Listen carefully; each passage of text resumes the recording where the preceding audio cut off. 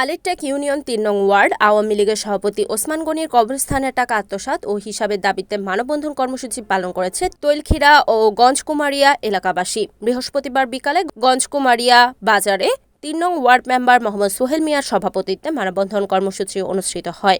বক্তারা অবিলম্বে অর্থ আত্মসাৎকারী ওসমান গনির গ্রেফতার ও অর্থ আদায়ের ব্যবস্থা করে দিতে প্রশাসনের প্রতি জোর দাবি জানান।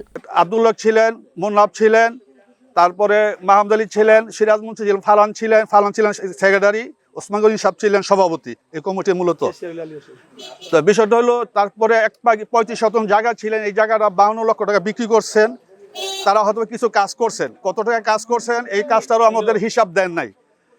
বিষয় আমরা 1 বছর আগে একটা কমিটি করা হয় নতুন করে, অত্র এলাকায় কিছু লোকজন আমরা ওসমান গনি সাহেবের বাড়ি যাই, যে ভাই আপনি আসেন, কত টাকা কাজ জায়গা বিক্রি করার পরে কত টাকা কাজ করলেন, কত টাকা খরচ করে রইল, ওই টাকাটা আমাকে হিসাব বুঝাই দেন। তাই আমাদের কথা কোনো পাত্তা দেন না, অথচ আরও উল্টা আমাদের গালাগালি করছেন। বিষয়টা হলো এই কবরস্থানটা আমরা অত্র এলাকার সবারই, যেহেতু মানুষের শেষ ঠিকানা হলো কবরস্থান। ইদারিং কবরস্থানের কমিটি করা হয়েছে, কমিটির তারা অনেক কাজ করতেছেন। এই প্রসঙ্গে আমরা অনেক লোকের লাগাইছি যে ভাই টাকাটা আপনারা লওয়ার ব্যবস্থা করে দেন। এই প্রসঙ্গে তো কোনো ভালো মন্দ কোনো উত্তর দিতেছেন না। তা আমরা জেলা প্রশাসক বা আইন শৃঙ্খলা বাহিনী যারা আছেন, আপনারা যারা সাংবাদিক আছেন, আমরা এই টাকাটা অত্র এলাকার গরিব দুঃখিনী সবার কবরস্থানের টাকা, এই টাকাটা আমরা কীভাবে পাইতে পারি সেই একটা ব্যবস্থা আপনি করবেন। এই কবরস্থানের টাকা দিয়ে তৎকালীন ওসমান গনি সাহেব সেক্রেটারি ছিলেন। ইন্ডিয়ান প্রপার্টি সম্পত্তি 35 শতাংশ জায়গা, এই জায়গাটা ওনারা এখন বিক্রি করে টাকা নিয়ে নিছে এই কবরস্থান ফান্ডের থেকে। এই জায়গাটা নামজারি করা যায় না, এই জায়গাটা হলো ইন্ডিয়ান প্রপার্টি সম্পত্তি, এই জায়গা তো কেউ মালিকানা না। এই একটা বিষয় আছে, এই জিনিসটা আমরা আপনাদের মাধ্যমে আমাদের টাকাটা কীভাবে পাইতে পারি, জমিটা কীভাবে পাইতে পারি সেই একটা ব্যবস্থা করবেন।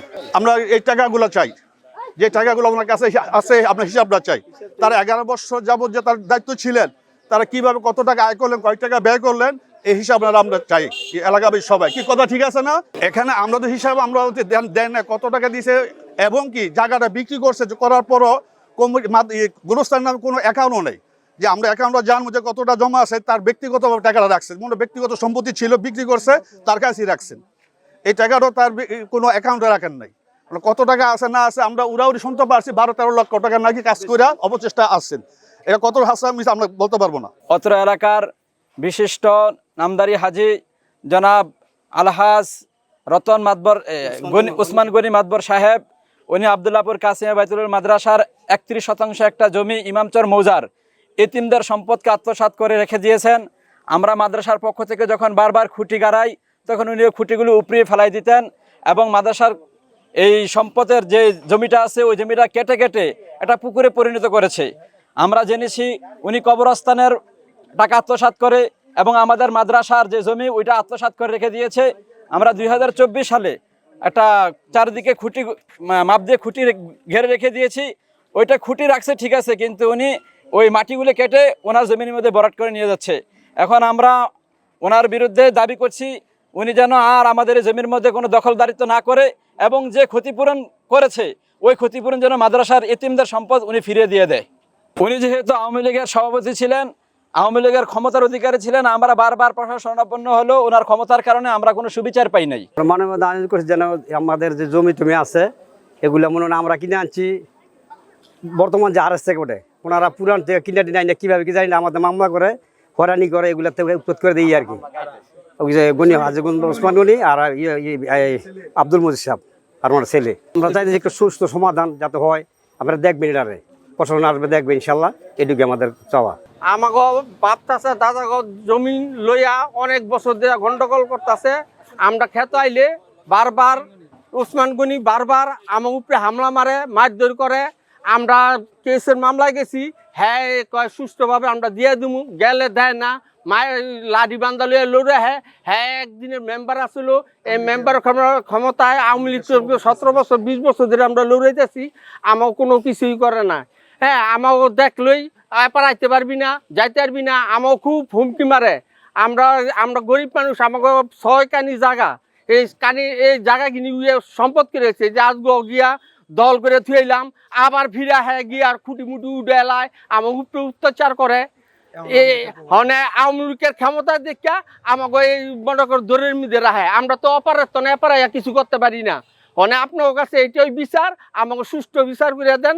এই মনে করেন আমার থানা তো ইয়ে মুন্সিগঞ্জ থানার মধ্যে চলতেছে, হ্যাঁ, এই মনে করেন এটা আমাকে যে জমি ফেরত পাই সেই ব্যবস্থা আপনারা করে দিবেন।